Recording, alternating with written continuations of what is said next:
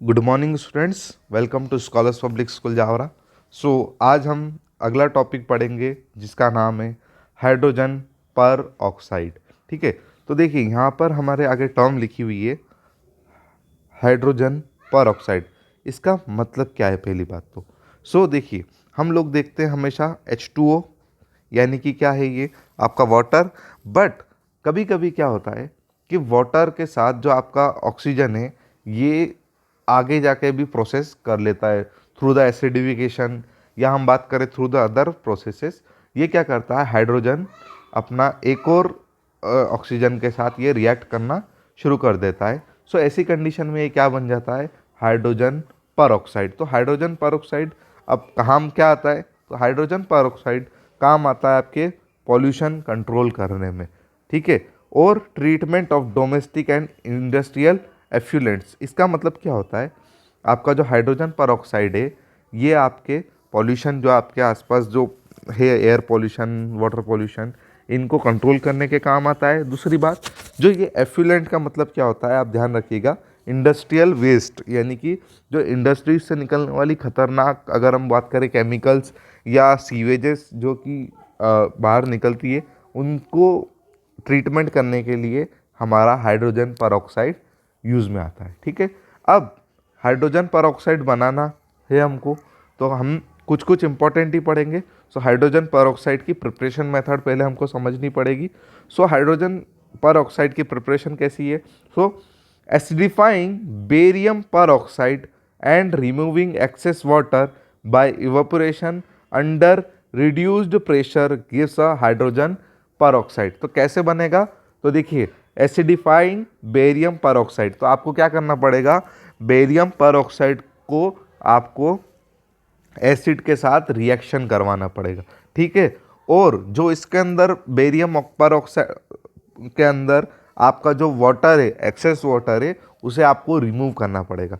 देखिए यहाँ पर बेरियम पर ऑक्साइड है और 8H2O आपको दिख रहा है। आपने क्या किया, इसको आपने किसके साथ रिएक्शन कराई, इसकी आपके एसिड के साथ H2SO4, जिसको हम सल्फ्यूरिक एसिड के नाम से भी अच्छे से जानते हैं। तो ये क्या बना लेगा, आपका ये बेरियम सल्फेट बना लेगा। यहाँ पर देखिए, यानी कि क्या हुआ, ये रिमूव हो गया, यहाँ से आपका HH2O आपका रिमूव हो गया, और आपका हाइड्रोजन पर ऑक्साइड भी आपको बनता हुआ दिख गया। साथ ही साथ जो वाटर है ये भी बाहर आ गया। ठीक है, इससे क्या हुआ, इससे हमें हमें जो बनाना है, आपको क्या बनाना है इम्पोर्टेंट, आपको बनाना है H2O2, यानी कि आपको हाइड्रोजन पर ऑक्साइड आपको बनाना है। तो आपको फिलहाल में एक ही प्रोसेस याद रखनी है, जो आपकी एसिडिफाइंग बेरियम पर oxide in the excess water remove करेंगे हम लोग। ठीक है, अब हमें इसकी कुछ फिजिकल प्रॉपर्टीज़ और केमिकल प्रॉपर्टीज़। आपको फिलहाल में फिजिकल प्रॉपर्टीज़ के अंदर क्या ध्यान रखना है, in a pure state H2O2 is a almost colourless, यानी कि इसका कोई कलर नहीं होगा। और क्या है ये, इसकी प्रॉपर्टीज़ जो कि हमें टेबल नंबर 9.4 में भी दे रखी है। तो देखिए हमें क्या क्या याद रखनी है, इसका मेल्टिंग पॉइंट हमें ध्यान रखना है। तो देखिए मेल्टिंग पॉइंट इसका बहुत ज़्यादा हाई है। साथ ही साथ इसका जो हम बात करें बॉइलिंग पॉइंट, ये भी क्या है 432.23, ये भी अच्छा खासा हाई है। ठीक है, ये चीज़ें आपको पता करनी है। ठीक है, अब हम बात करें the most important thing is इसका स्ट्रक्चर याद रखना है आपको। तो देखिए स्ट्रक्चर कैसे बनेगा इसका, नॉन प्लानर, यानी कि एक ही प्लेन में ये नहीं बनेंगे, ये दो प्लेन में बनेंगे, है ना। तो देखिए आपको क्या ध्यान रखना है, इसका एंगल्स आपको याद रखने रहेंगे। तो देखिए आपका ये H2 यहाँ पर है, ये O हो गया, यहाँ O हो गया, ये आपका H जुड़ा हुआ है, यहाँ आपका H जुड़ा हुआ है।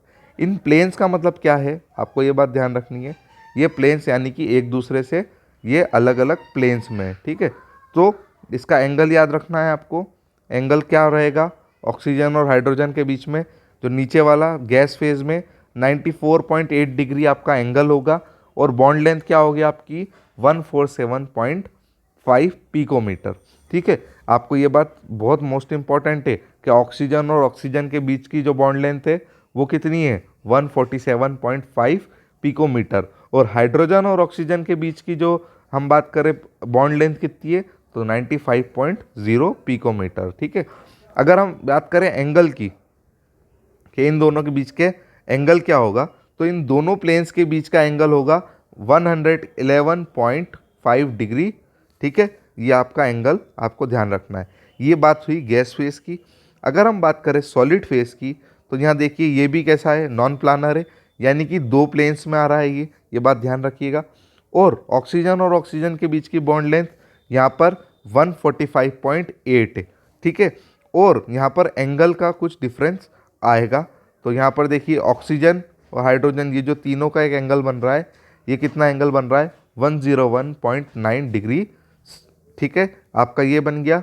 और आपके जो दोनों प्लेन्स के बीच का एंगल कितना रहेगा, 90.2 डिग्री। और हाइड्रोजन और ऑक्सीजन के बीच का जो आपकी बॉन्ड लेंथ रहेगी वो क्या रहेगी आपकी, 98.58 पिकोमीटर आपकी ये रहेगी आपकी बॉन्ड लेंथ। ठीक है, आई होप आपको ये चीज़, ये मोस्ट इंपॉर्टेंट है आप लोगों के लिए, इसको आप अच्छे से लर्न करिएगा। अब अगर हम बात करें केमिकल प्रॉपर्टीज़ की, तो देखिए आपका जो हाइड्रोजन पर ऑक्साइड है, ये कभी कभी ऑक्सीडाइजिंग एजेंट भी कहला जाएगा और रिड्यूसिंग एजेंट भी कहला जाएगा। तो देखिए ऑक्सीडाइजिंग एजेंट का मतलब क्या होता है, ऑक्सीडाइजिंग एजेंट का मतलब क्या होता है, जो कि आपके हाइड्रोजन को रिमूव कर दे, क्या कर दे, हाइड्रोजन को रिमूव कर दे और ऑक्सीजन को इसमें एडअप कर दे। और रिड्यूसिंग एजेंट का मतलब क्या याद रखेंगे आप, कि ये हाइड्रोजन को हटा देगा और हाइड्रोजन को प्लस कर देगा और ऑक्सीजन को ये रिमूव कर देगा।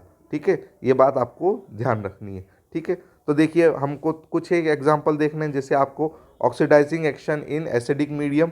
तो एसिडिक मीडियम में देखिए ये आपके पास एक्वस में 2H है, इसको हम HCl के फॉर्म में भी देख सकते हैं। तो देखिए आपके पास फेरस है, फेरस में यहाँ 2+ है, यानी कि इसकी कैपेसिटी कितनी है अभी, 2 लेने की इसकी दो इलेक्ट्रॉन ये अपनी जगह से छोड़ सकता है। और यहाँ पर देखिए हाइड्रोजन अपना एक इलेक्ट्रॉन यहाँ से छोड़ सकता है। जब ये दोनों किसके साथ रिएक्ट करेंगे, आपके हाइड्रोजन पर ऑक्साइड के साथ, तो यहाँ देखिए फेरस के साथ क्या हो गया, यहाँ एक और इसकी कैपेसिटी देने की बढ़ गई। और जो इसकी जो कैपेसिटी देने की बढ़ गई थी वो किसने ले ली, वो आपके H2O ने ले ली, जिससे क्या बना, आपका बन गया वाटर।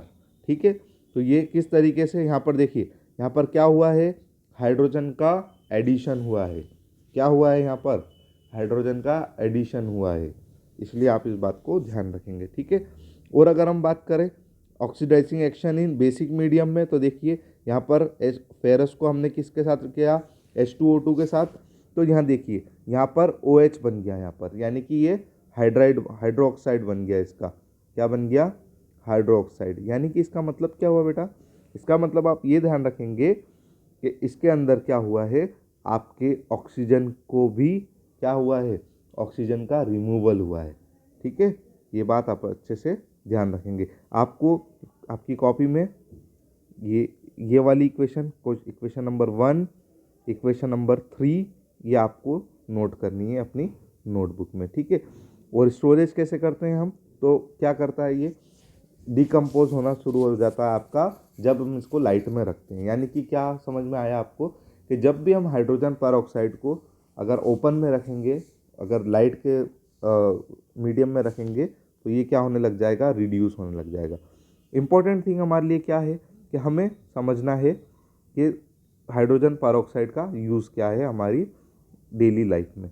तो पहला है, in daily life it is used as a hair bleach and mild disinfectant and as an antiseptic it is sold in the market as a पर हाइड्रोल।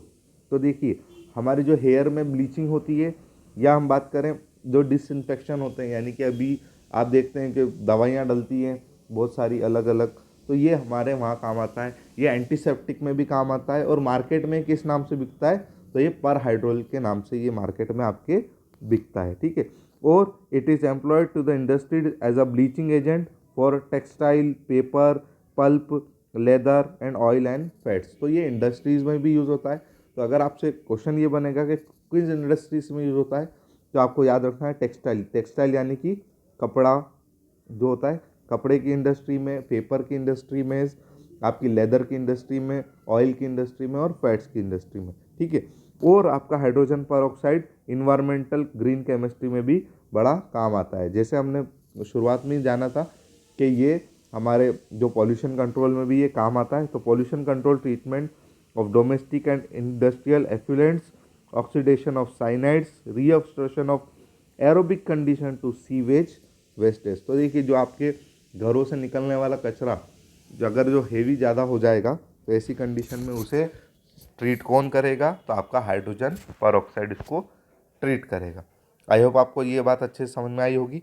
अब एक चीज़ और है यहाँ पर, dihydrogen as a fuel. तो देखिए हम इतनी बड़ी चीज़ को ना जानते हुए हम सिर्फ इतना समझेंगे कि देखिए जो एक फॉजल फ्यूल्स करके चीज़ होती है, फॉजल फ्यूल्स यानी कि जो कि जीवाश्म से निकलने वाले आपके फ्यूल्स हैं, यानी कि जो अगर हम बात करें तो क्रूड ऑयल से निकलने वाला फ्यूल्स हैं, या हम बात करें जो आपका पेट्रोल है, एलपीजी है, डीजल है, ये सारी और आपका कोल है, ये सारी चीज़ें क्या हैं, ये एक दिन ख़त्म हो जाएंगी।